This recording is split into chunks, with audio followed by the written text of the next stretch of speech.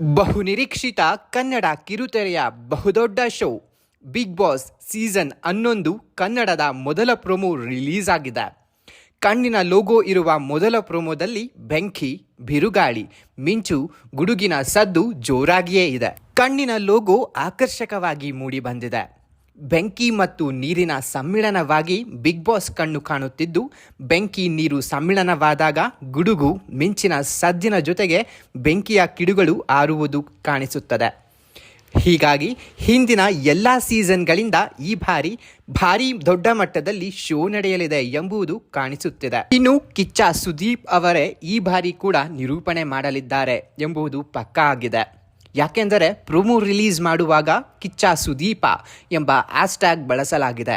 ಈ ಮೂಲಕ ಶೋ ನಡೆಸುವವರು ಕಿಚ್ಚನೇ ಈ ಬಾರಿ ಕಾರ್ಯಕ್ರಮ ನಡೆಸಬಲ್ಲ ನಿರೂಪಕ ಎಂಬ ಸುಳಿವು ಬಿಟ್ಟುಕೊಟ್ಟಿದ್ದಾರೆ. ಅತ್ತ ತೆಲುಗು ಬಿಗ್ ಬಾಸ್ ಸೀಸನ್ 8 ಆರಂಭವಾಗುತ್ತಿದ್ದಂತೆಯೇ ಇತ್ತ ಕಲರ್ಸ್ ಕನ್ನಡ ಸಾಮಾಜಿಕ ಜಾಲತಾಣದಲ್ಲಿ ಬಿಗ್ ಬಾಸ್ 11ರ ಮೊದಲ ಪ್ರೊಮೋವನ್ನು ಬಿಡುಗಡೆ ಮಾಡಲಾಗಿದ್ದು ಕುತೂಹಲ ಮೂಡಿಸಿದೆ. ಈ ಮೂಲಕ ಇಂದಿನಿಂದಲೇ ಬಿಗ್ ಬಾಸ್ ಕಾವನ್ನು ಹೆಚ್ಚಿಸಿದೆ ಕಲರ್ಸ್ ಕನ್ನಡ. ಇನ್ನು ಕಿಚ್ಚ ಸುದೀಪ್ ಅವರಿರುವ ಪ್ರೋಮೋ ಯಾವಾಗ ರಿಲೀಸ್ ಆಗಲಿದೆ ಎಂಬುದನ್ನು ವೀಕ್ಷಕರು ಕಾತುರದಿಂದ ಕಾಯುತ್ತಿದ್ದಾರೆ. ಜಸ್ಟ್ ಮೊದಲ ಪ್ರೋಮೋ ರಿಲೀಸ್ ಆಗಿದ್ದು ಅನೇಕರು ಕಾತುರದಿಂದ ಕಾಯುತ್ತಿದ್ದೇವೆ ಎಂದು ಕಮೆಂಟ್ ಮಾಡುವ ಮುಖಾಂತರ ತಮ್ಮ ಅಭಿಪ್ರಾಯವನ್ನು ಹಂಚಿಕೊಂಡಿದ್ದಾರೆ.